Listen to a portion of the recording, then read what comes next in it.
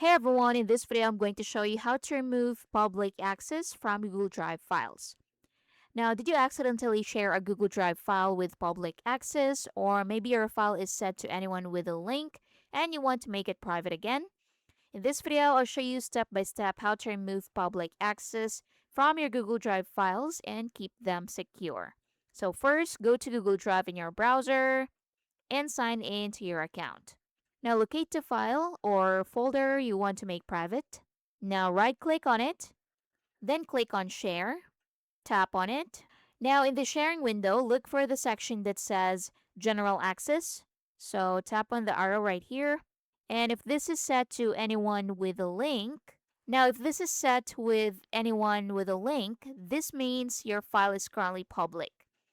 So to change this, click the drop down, then select Restricted. Now this will remove public access and make the file private again.